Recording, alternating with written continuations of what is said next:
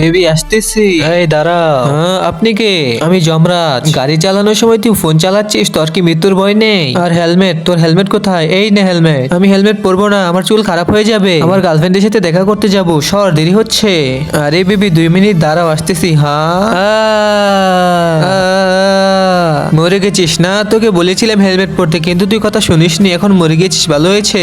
যমরাজ আমাকে মাফ করে দাও, আমাকে আরেকটা সুযোগ দাও প্লিজ। কোনো সুযোগ দিব না। যমরাজ আমাকে জীবিত করে দাও, আমার গার্লফ্রেন্ড আমাকে অনেক ভালোবাসে।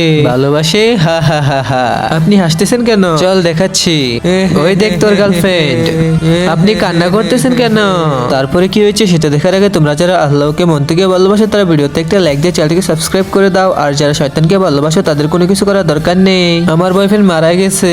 এটা তো খুশির খবর, আমি তোমার বয়ফ্রেন্ড হব। কিন্তু আমার বয়ফ্রেন্ড অনেক ভালো ছিল, আমাকে প্রতি মাসে শপিং করিয়ে দিত। শপিং আমিও করিয়ে দিব। সে আমার ফোনে রিচার্জ করে দিত, আমিও করে দিব। হ্যাঁ, আই লাভ ইউ বেবি।